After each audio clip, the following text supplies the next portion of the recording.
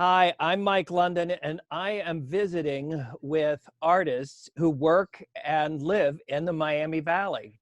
CultureWorks supports a wide range of artists and arts organizations, and these interviews are a chance for us to get to know some of them. Today, I'm speaking with Bing Davis. Bing, welcome. My pleasure. Good to see you, Michael. It's good to see you. My goodness. So for everybody else, I will let them know. Bing and I have known each other for many years. Goodness, we started working together back in the '70s. That's So I'm aging both of us real quick here.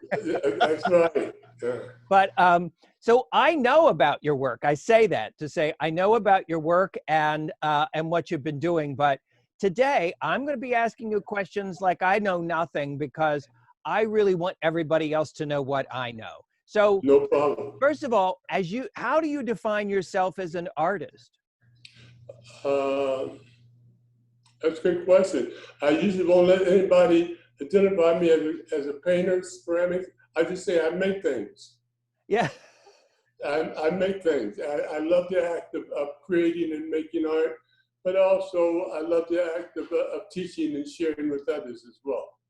Yeah, and that's how I first came to know you as an educator when you were head of the department at Central State. Right. What was it when you were? What was your first connection to creating things? You say I like to make things. What was your first connection? Do you remember when you first started making art? You know what? I think I can't remember beginning because it seemed like I've always been making art. As a matter of fact, it was in the 5th grade at Washington Elementary School when the teacher had everybody in the class stand up beside their desk to declare what they wanted to be when they grow up. So in the 5th grade is when I stood up to tell all my peers and friends who knew me as an athlete that I wanted to be an artist. And I made that commitment in the 5th grade. And Wow. I just knew somehow it had to be connected with art for me. And because I'd already found out that I was happiest when I was making things. Oh, that's a real key. You were happiest when you were making things. Yeah. When did you first start making?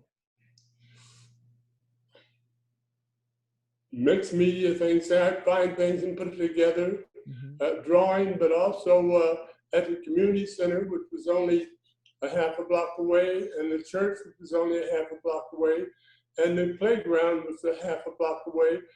All of those had art activities for kids.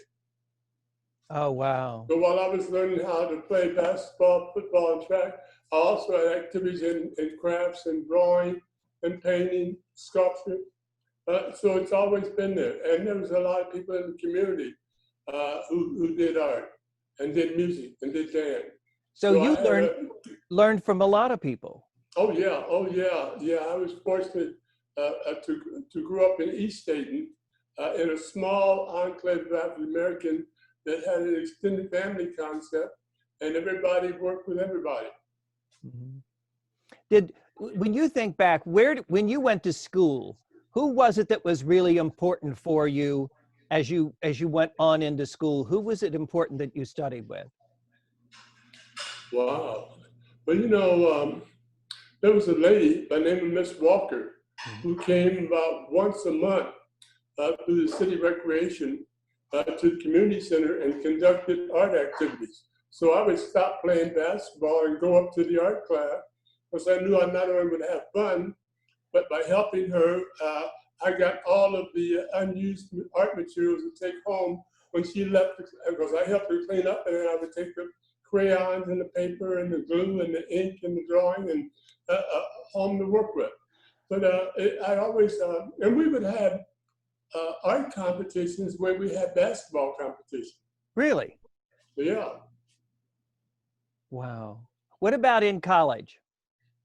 Well, I must mention that in high school, the athletic director, John Beekman, was also my art teacher. So I had all 4 years of art in high school, but also we had study halls during those times, and I could get permission from him to leave the study hall and go down to the art room. So I had a lot of extra involvement and input right from that point on. But then going off to college, my monitor, my supervisor, my mentor was the pottery instructor, and also was my academic advisor, Richard Peeler. So I had a chance to study with Richard Peeler and study art history under A. Reed Winsey and Ray Frank. So I had a very rich kind of involvement all along the way. So while most of the society outside of East Dayton knew me as an athlete, I really was always an artist and always committed to the arts. What was the sport you were most known for?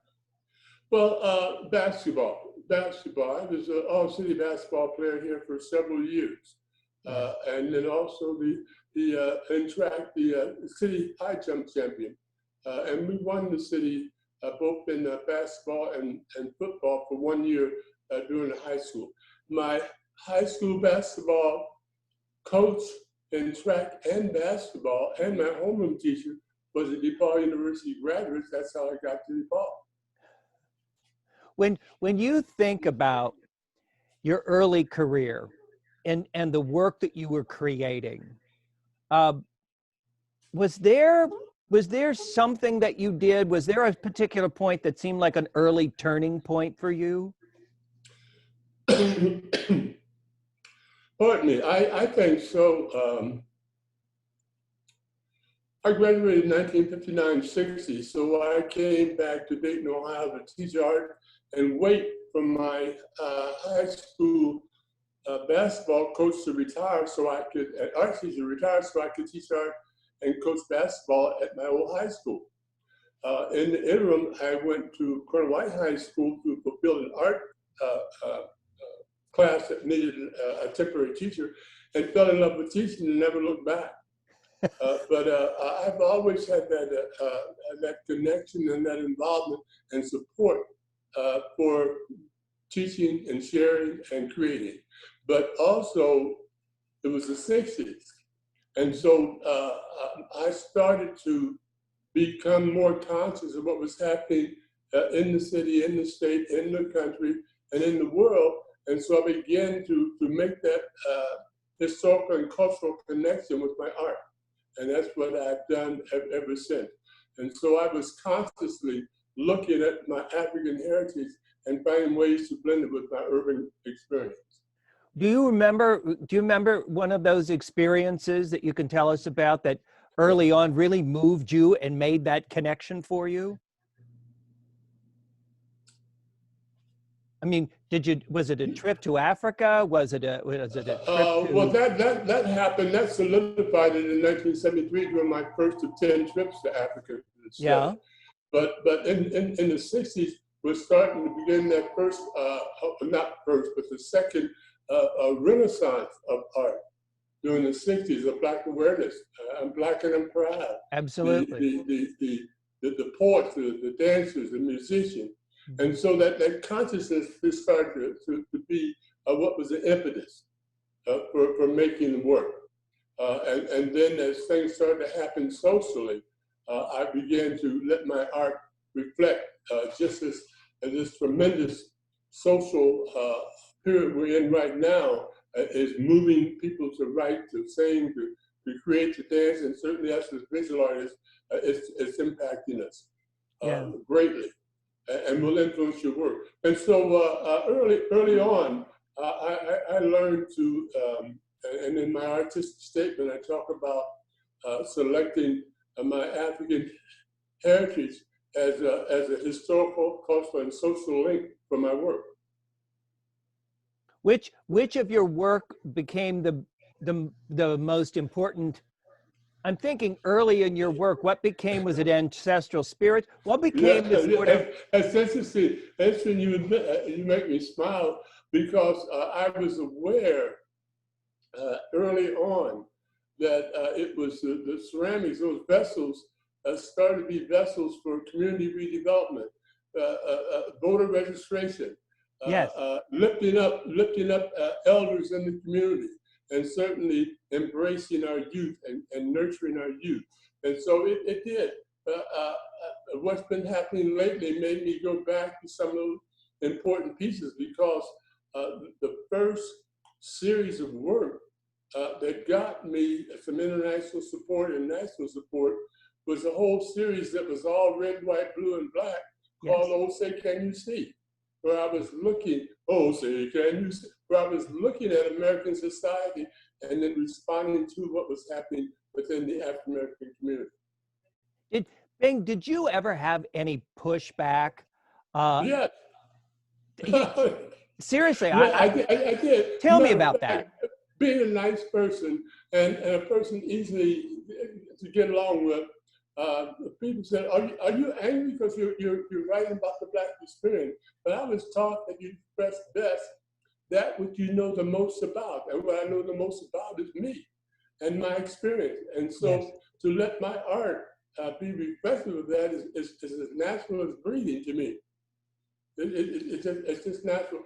But I had well-meaning, sometimes teachers or friends that says, "Why don't you leave that Black stuff alone?" And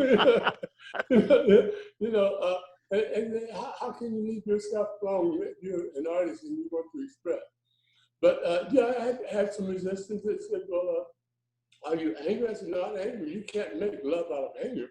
I make love out of things that I care about. If I care about people, then that's what's driving me."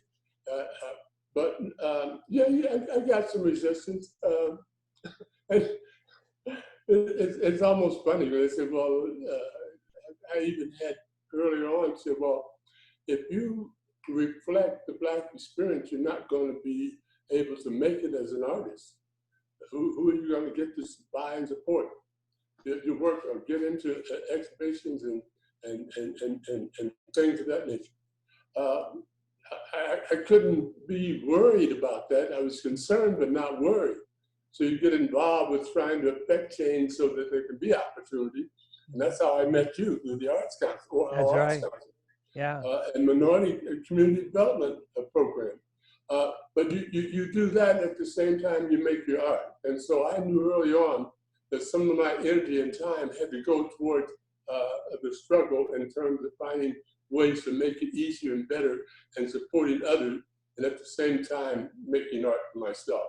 And so I early on accepted that fact, that it would take away some of the productive time, but it was necessary for me to get involved at the local, state, and then eventually at the national and international level, because it was about helping and serving others. When you look back at because your work has been seen in so many different venues and different exhibits, were there turning point exhibits? Were there exhibitions that you participated in that became real turning points in your career? Yeah, it was. I thought about it because I've been dealing with some archival work lately, and I've been looking back at some of that. And the first most important exhibit for me that really gave me some reinforcement was an exhibition, a national exhibition put together by the Links Incorporated of Cincinnati, Ohio, of which they brought in Richard Hunt, the international African sculptor out of Chicago, to come and be the judge. Well, he selected that piece I talked about, "Oh Say Can You See," where I was talking about what was happening in America relative to the African American experience and that ancestral vessel. So to have those pieces in 1970 that had started a series in '68 be accepted by someone who had knowledge and vision and incorporated into a national exhibit gave me opportunity and exposure on even more, on a broader level. But yeah, that was a very, very important exhibit. But there's been several exhibits like that that have really been meaningful to me in my development and my work. I also thought in the last week or so, I've collected material about uncommon beauty and common objects. The first traveling national exhibition on African-American craft artists, because it was the African-American crafts were the skills that were brought here in the mind and body and spirits of the slaves that helped to build this country. The carpentry, the wood, the goldsmithing, the weaving, those skills. We learned to paint on the canvas, but we were already making beautiful things. And so that exhibit, which was most significant and sort of reinforcing for me the value of Black creativity. And I always have said and lectured many times, the missing link in understanding Black creativity is African-American crafts, those craft skills that were brought here. Mm-hmm. It's interesting when I your series that you've created over the years of I'm going to call them drawings. I hesitate to call them paintings, but that you've done against Black background. They are drawings, I believe too. Is it ancestral spirits? Yeah, ancestral spirit dance. That's been. It was the old Say Can You See and Great American Hang Up series of 68 through 70. Yes. 1973, when I left the Living Arts Center, went to DePaul as the first Black faculty member there. Mm-hmm. We went in 73 to Africa with 16 artists, teachers out of Indianapolis. That was my first of 10 trip. The Ancestral Spirit Dance series started in October of 73 and was the first impetus and inspiration for me from my connection with the land of Africa, the continent of Africa. And that series, which is still ongoing and continues today, is about acknowledging, recognizing, and celebrating that connection, that ancestral connection. An ancestral connection. It's been, from the old Say Can You See, the most important series for me. And then those things that relate around it, the mass forms, the urban mass, yes, the mass for community development, the anti-police brutality mass series, all that has come out of that, which with me is just making that connection and acknowledging not only who I am, but whose I am. That holds, and having the confidence to live it and believe it and not be ashamed of it, but to celebrate. Yeah. And because that's what it does also, and that whole experience, not only in the first, but to the 10th trip to Africa that was last in 92. Not only helped me see who I am, but it helped me also to see that we're connected as people and as a human race. Because what I found in looking at music, dance, drama, creative writing, and doing the comparative thing and seeing the influences, is that every human being that's alive today on the face of the earth, red, yellow, blue, black, or white, evolved from an African woman. So we are indeed brothers. Some of us just don't know it.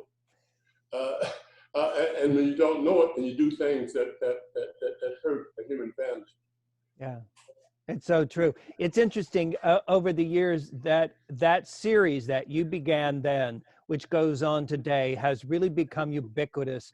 And I mean, there's nowhere anyone can go where your work is hanging and somebody walks in and they may not have seen that particular drawing before, but they know, oh, you've got Bing's work here. Immediately, because they recognize the energy of that series. It's really, it's palpable. It's been almost scary for me. I know what you mean, and I appreciate that. And I thought about that, and I've been asked questions, both scholarly and in the community, about that. And what it was for me, Michael, is I didn't know when I came back in 73 how going there was going to affect me or my work. But I knew it would affect me. It gave me strength, gave me understanding, gave me a sense of vision and a sense of past and purpose. But it also helped me to realize that there were some shapes and some colors and some ways of expressing that can test the human spirit, whether they're aware of where it comes from or not. Mhm. Those basic shapes, those triangular shapes and African-like shapes that I use, what I saw them reappear in Native American culture, in the Hmong people of Laos, the Vikings, Everywhere. the Nordic. I've seen those forms and shapes throughout humankind. And so when I tap into them, and then what looks to be abstract, the people in the lower right-hand corner of tying in the organic shape with the geometric shapes of those patterns, that energy like flow, it's just music. Oh, It's just music.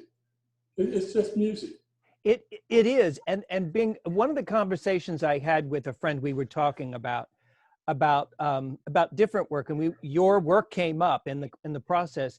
And one of the things is, and it's connected to this understanding that you have about the work and the shape and the raw pieces that you're using to create this work. When we look at it, one of the words that came through to me was, because he asked me about it, and I said, all I can tell you is there's truth there.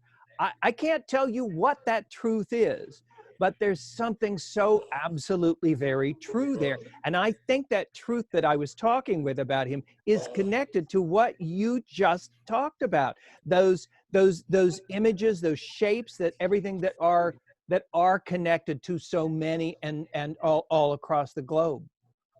Well, actually, I hadn't heard it said that way, but you're exactly right, because that's what I'm seeking when you talk about the truth. Because when I'm standing in front of that work, I don't know how it's going to come out and how it's going to be connected. And so what I attempt to do is to go down deep inside and allow those gestures and those movements to flow through me, and I just become the conduit. And so you're exactly right. The truer I can express or make that mark, the more honest it is. And then I have enough confidence to accept the truth as it flows through me. Yeah, it's exquisite. I want to ask you, because again, when you and I first connected, yes, I knew your work, and I know I'm going back a half a century here, but I also always saw you in everything you did, not only in your artwork, but everything else you did in the community as an educator. I want you to tell me about Shango. Shango? Yes. Well, Shango has become the entity which has allowed me to reach out to others. It's my nonprofit. It's connected with my studio, and Shango is a deity in the Yoruba culture. I found that the best way to know a people and know oneself is to look at what they do in the name of beauty, what they do in expressing themselves, and what they do when they move. I could read scholarly books, but most of them in the past have been written by someone outside the culture. But if I see someone's music, someone's dance, or I see them give praise to whatever force is greater than themselves, I know them. And when I see that, I know that there is a similarity to me and every other person if they're speaking truthful of themselves. But the Shango has become that nonprofit for me that allowed me to be able to generate support and funds to be able to share this truth, this understanding and appreciation and love for art and culture. That's what drove me to the Arts Council, Humanities Council, and I'm continually learning and gathering information from people on those committees from different cultures. But Shango has been that for me. And so when I did my business plan, someone encouraged me, why don't you go ahead and get that nonprofit? You have an idea of what you want to do. And it has allowed me to be able, particularly, to work with the youth in this community and others, but also with emerging artists. So it's allowed me to reach out and have an entity that will allow me to find ways to involve and support others than myself. Because this journey isn't just about me. It's about, well, there was two things. My mother insisted that all 6 of the kids that she raised by herself in the state, we had to do. And so my journey is reflecting those 2 things that she mandated. Number 1, we each had to reach high and reach back. And this is from a lady with a 3rd grade education and a lot of wisdom and mother wit. But what she meant, you go as far as you can go with all the God-given talent that you have and all you can learn from others. But know you're nowhere unless you can reach back and somehow, somewhere, help somebody else. Reach high and reach back. But the second thing, which took me longer to learn, she said, you also got to always walk with dust on your shoes. And what does that mean for you? When I asked her that, like you said, yes, she said, boy, you heard me. You heard me. You got to always walk with dust on your shoes. Well, it took me a while to learn that. And like a lot of older folks would tell you in stories and parables. And she would say things like, I don't care if you travel the world. Behind this lady was a 3rd grade education. The sharecropper coming up from the South, raising 6 kids in each state and by herself, know that through this art, I would have a chance to travel the world. She said, I don't care if you travel the world. I don't care if you dine with kings and queens. Now, how did this lady know that through this, I would have a chance to visit the White House because of art and culture, or to visit the palace of African kings in 3 different countries? She said, I don't care if you wine and dine, you travel the world, keep your feet on the ground and always walk with dust in your shoes. Be humble and know that what you're doing is flowing through you. It ain't even about you. You're the vessel. You stay humble. It could be here today and be gone tomorrow, but always be yourself. And with that humility, you'll be able to walk among kings and queens and your common man. Yeah, it takes us a while, most of us, to learn Yeah. that. It really does. I'm speaking from personal experience. I'm a little slower than others sometimes. But you know, I've talked about, you know, some of the great philosophers that had to study when you go off to college, history and Hildegard and all these great philosophers, Confucius, all these great philosophers. But the more I've learned, and more I've studied, more I've read, I take it right back to those 2 concepts, reaching high and reaching back and staying humble. Yeah. So give me one example of an activity of the nonprofit that reaches out to. Give me an example of one of the things that you've had done. And I know there's a lot. You got to pick. You can pick one. You know, I'm involved with one that has been occurring structurally through Shango since 2006 and 2007. Ooh. And one of the most important to me has been the Dayton Skyscrapers Project. What's that? Yeah. The Dayton Skyscrapers project came out of a concept of a good activity of 2006. In 2006, the city of Dayton asked every arts facility, every arts organization to somehow find a way to celebrate one of the most gifted Daytonians, Paul Ernst Dunbar's 100th birthday. Yes. In 2006. So having opened up the new gallery and got Shango started in 2003, 2004, I pulled together 19 emerging artists in the African American arts community here and challenged them to go and back into Dunbar and reflect visually on a piece that they particularly liked at Dunbar. And we had a collaboration with Victoria Theater and Schuster Center.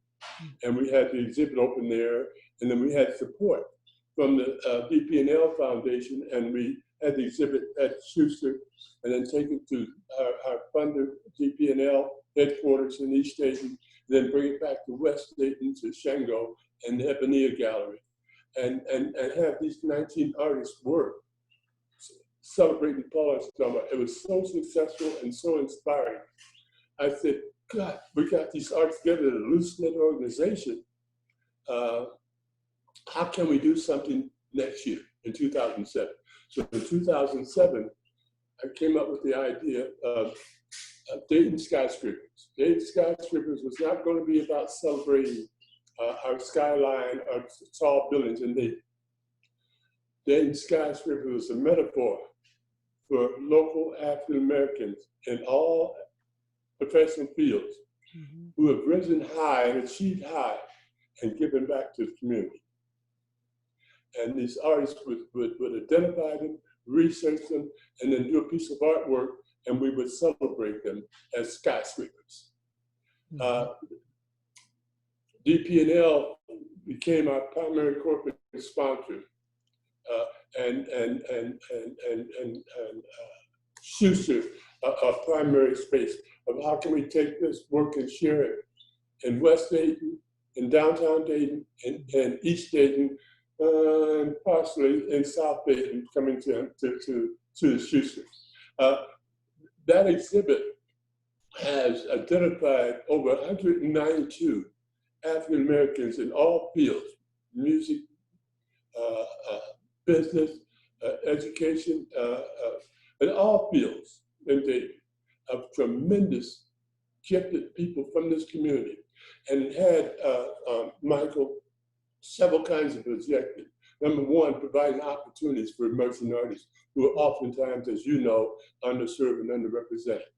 And number two, identifying local high achieving African Americans whose achievement was good and inspiring and also contributing to the quality of life of Dayton and the Miami Valley area. And thirdly, providing and broadening the pool of role models for urban youth. Because what we had done was a preliminary research as you've done, and we found that most of their visions and goals for careers fell in three areas: MBA, NFL, or hip hop. And so, and we know we got Daytonians excelling in all three of those areas, but not everybody. And so what we wanted to do was provide a wider range of potential and possibilities for our urban youth. And it has just been a tremendous project, to the point that other cities have called me to present, and we shared it at the national level in various conferences, etc. And then in 2010, when the Dayton Public School was at a pretty good level, and it just started a new boys academy after tearing down Roosevelt High School and made the Dayton Boys Preparatory Academy. We were able to persuade the school board to purchase at that time all 65 of these outstanding African Americans and place them throughout the entire building of the Dayton Boys Preparatory Academy. And something you would like, we had two stipulations. Would you permit us to strategically place all 65 images throughout all 3 floors of the school, so that no matter where a young boy moves, he's going to always see a positive image of someone who looks like him. Amen. It's been tremendous. Now we still are working with trying to get the teachers to incorporate these images into the learning environment. So that project has continued from 2007 to the present, and we're about ready to do something special with it that we can't announce as yet. But we have identified over 192 African-American individuals, and some you would be amazed to know about. I'll just give you an example of the diversity that you would appreciate. Yes. There was a gentleman born in 1900 on Summit Avenue, which is Dunbar Street now, and born in 1900, whose father was a driver for a rich gentleman here in Oakwood, who had just started a new business called Duran in East Dayton. And he was telling about his boy, Junior, who was good at math and science at Steele High School. When he graduated in 1917 with high degree of achievement academically, he was going to be appointed to the academy, Naval Academy. And this rich owner of this company says, tell your boy don't take that. He don't want to go to Annapolis, Maryland in 1917. He's male, he's black, and he's smart. If he don't take it, I'll support him in any college that he wants to go to. And he chose Troy College in Rensselaer, New York. He ended up becoming a metallurgical engineer and came back. And Mr. Skank said, well, I'd like to hire you too. This is 1922. But I don't know if my chemist will work with you. But I tell him I'll hire you anyway, and you can set up a chemical shop in the back, and you can hire other black chemists. Said this company was a whole collection of black chemists. That gentleman was responsible for finding and discovering stainless steel. Stainless steel. We should know that. Yeah, we should. Of course, the war was coming, and so the first batches were not even made in Dayton. And it was years before he was even acknowledged for what he had contributed. But the rest of us, not even aware. No. We've uncovered some wonderful stories that can only enrich our community. Oh, yeah. But the fourth objective, besides those three I mentioned, was we wanted the broader community, the white community, to appreciate some of the outstanding contribution of African Americans to the Miami Valley area. It is a story that must be told. It's been good. We've shared it at least over the last couple of years, about 5 national conferences, and we've had some discussion with some communities who may want to replicate it, which we hope will happen, because these pools of talent are everywhere and in every community, and I think it can support the healing that we need to also be able to acknowledge that there are those of us who have always made meaningful contributions that need to be acknowledged and recognized.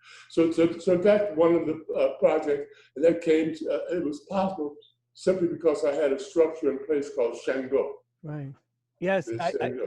So if there's somebody watching, and they're watching this video and online, and they see this and they go, how do I get in touch? So how does someone find anything about Shango?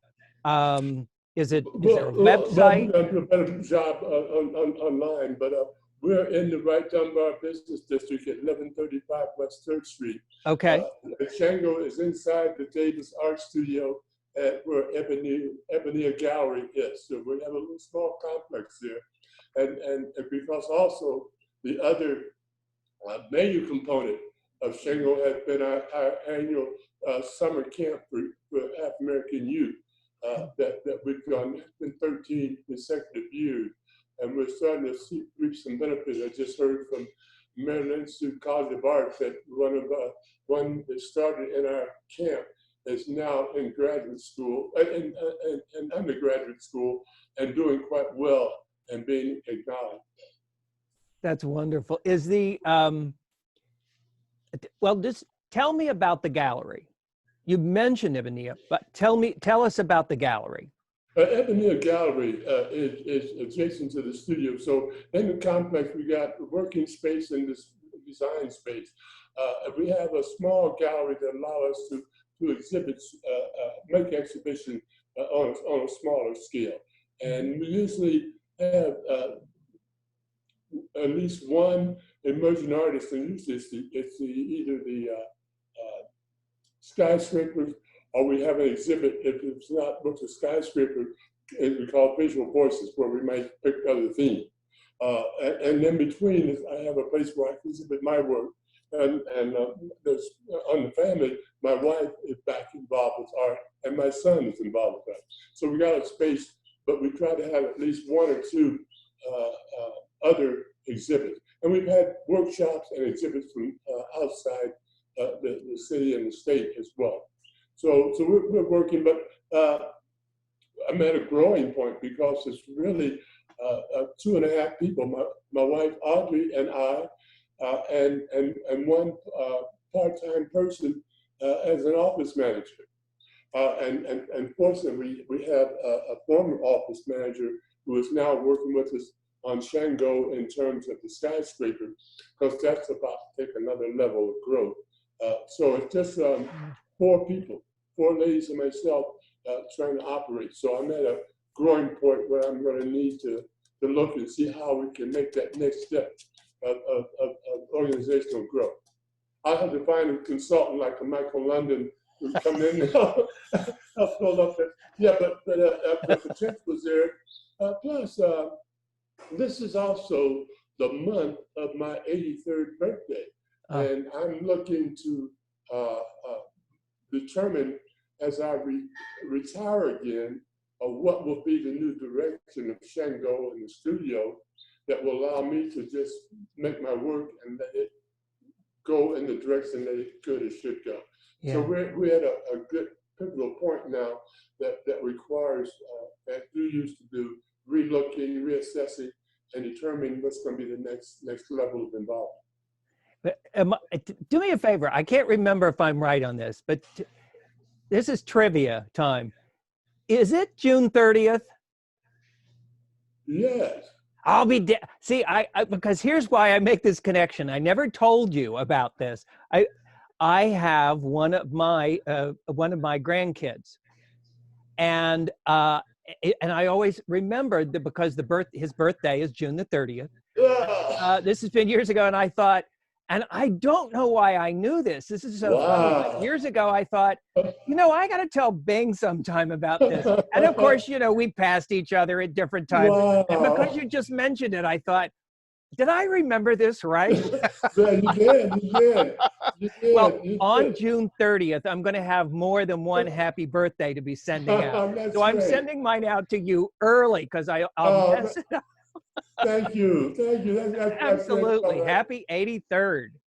Thank you very much. Hey, I'm blessed. I tell you, it's been a fast 83, and I just feel blessed. I have really, truly been blessed to have the support and grew up in an area that was supportive of me as an athlete, as an artist, and all the people who support the athletics just switched over and supported me just as strongly through this art journey, and it's been great. This is in some ways an unusual community in terms of the arts, the whole Dayton, Miami Valley area. Yeah, it has been. That's interesting you say that, because that was part of the reason when I made the decision where to spend this part of my life, I looked at my home state of South Carolina and two cities here, Spartanburg and Greer. But I also talked to my colleagues and friends in New York and Chicago and San Francisco and Atlanta. Yeah. And it was either one of those or Dayton. And after going through discussion, because of the unusual nurturing and support that I have received, it was a tipping point when I told my girlfriend, we're going to Dayton. Yeah. And Audrey, not knowing Dayton, she agreed. But it's been because of that. I always found nurture and support for what I wanted to do and my art and my life here, and I appreciate it. Bing, I know we could go on for a long time, but I can't. It's just good to see you again. This has been such a blessing. Can we do this again? Oh, it's great. It's great. This is great.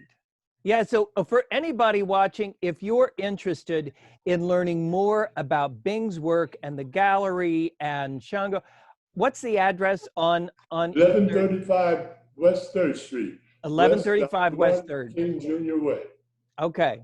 All right. So, and anybody who wants to know about CultureWorks is, as Bing knows and I know, supports so many arts organizations and artists in this community. Bing is one of them.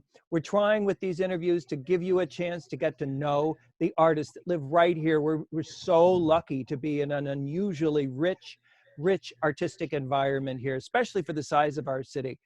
We've got incredible diversity, incredible talent. If you want to know about CultureWorks, go to the website cultureworks.org. If you want to, you'll learn about not only the organizations that are connected, but you'll also get a chance to learn about how you can be a supporter, be a member. The benefits for you and your family are significant. They really are. Just being a Passport member, you can buy tickets and get one free all year to all different kinds of things. This right now, we are in the middle of this pandemic. And so that's why Bing and I are talking over Zoom. So there are side benefits to these negative parts of life. But we'll be connecting again, and all of these organizations will be reopening their doors when the time comes. If you want to take advantage of that, join CultureWorks. The website is cultureworks.org. Bing, we're going to do this again. I'm not sure when, but I miss you, friend. Thank you. Good to see you, Michael. Absolutely. Take care of yourself. Thank you. All righty. Bye-bye. Bye now.